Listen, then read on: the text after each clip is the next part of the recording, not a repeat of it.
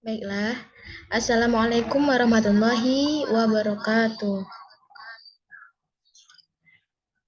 Perkenalkan, saya Saryati eh, dengan NIM 2012 000081.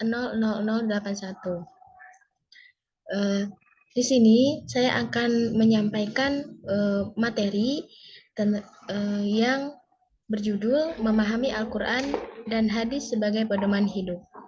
Adapun sebelum kita memulai materi kita pada hari ini, ada baiknya kita membaca doa terlebih dahulu. Berdoa dimulai. Bismillahirrahmanirrahim. Rabbi srohli sodri wa yasirli amri wahlul uqdatam min lisani yafqahu qawli. Rabbi zidni ilman warzuqni fahman amin. Baiklah, langsung saja kita masuk pada materi, yaitu memahami Al-Quran dan hadis sebagai pedoman hidup.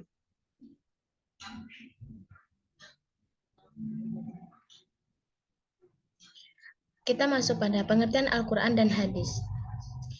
Al-Quran menurut bahasa berasal dari kata qara'a yaqra'u Qur'ana, yang berarti membaca bacaan. Al-Quran berarti bacaan yang sempurna. Sedangkan hadis berasal dari kata hadatsa, yang berarti baru, peristiwa, mudah, perkataan, cerita. Adapun menurut istilah, hadis adalah segala sikap, perkataan, perbuatan, dan penetapan atau persetujuan dari Rasulullah Shallallahu Alaihi Wasallam. Selanjutnya, kita masuk pada keistimewaan Al-Quran. Sebagai pedoman hidup umat manusia, Al-Quran memiliki beberapa keistimewaan dan kelebihan dibanding kitab-kitab suci lainnya. Ya, di antaranya yaitu yang pertama, Al-Quran memuat ringkasan dari ajaran-ajaran ketuhanan yang pernah dimuat kitab-kitab suci sebelumnya, seperti kitab Taurat, Zabur, Injil, dan lain-lain. Selanjutnya yang kedua yaitu Al-Quran memuat kalam-kalam Allah yang dijadikan pedoman hidup manusia sepanjang masa, sehingga Al-Quran memang dikehendaki Allah untuk kekal. Selanjutnya yang ketiga yaitu Al-Quran adalah sumber ilmu pengetahuan, sehingga seluruh fenomena yang terjadi di alam semesta yang merupakan ciptaan Allah juga tidak akan pernah kontradiktil dengan apa yang ia ciptakan. Yang keempat, yaitu Al-Quran diturunkan oleh Allah dengan suatu gaya bahasa yang istimewa, mudah dan tidak sukar bagi siapapun untuk memahaminya, dan tidak sukar pula mengamalkannya, asal disertai dengan keikhlasan hati dan kemauan yang kuat.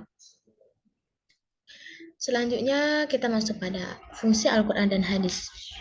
Fungsi Al-Quran secara umum itu yang pertama sebagai sumber ajaran atau hukum Islam yang utama. Yang kedua yaitu sebagai konfirmasi dan informasi terhadap hal-hal yang tidak dapat diketahui oleh akal. Yang ketiga, petunjuk hidup manusia ke jalan yang lurus tentang berbagai hal, walaupun petunjuk tersebut terkadang bersifat umum yang menghendaki penjabaran perincian.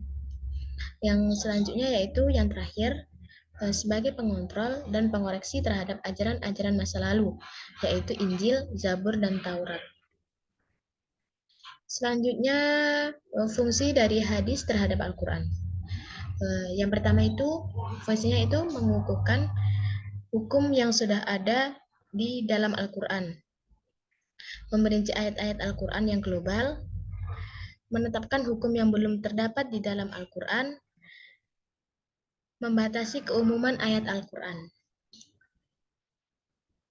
Selanjutnya yang terakhir, kita akan membahas tentang manfaat Al-Quran dan hadis. Manfaat Al-Quran dan hadis itu yang pertama, mengetahui mana yang baik dan yang tidak, seperti yang dicantumkan dalam Al-Quran dan hadis. Ya, selanjutnya yang kedua, bisa mencontohkan keteladanan Nabi seperti harus makan dengan tangan kanan, harus menutup aurat, menjaga pandangan, dan lain-lain.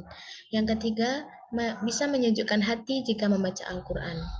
Yang keempat, kita bisa mendapatkan ilmu baik agama maupun ilmu apapun karena tercantum di dalam Al-Quran.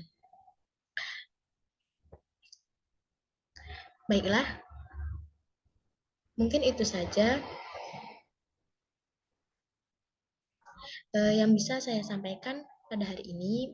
Kita cukupkan materi kita hari ini. Jika saya ada kesalahan, saya mohon maaf. Saya akhiri. Wassalamualaikum warahmatullahi wabarakatuh.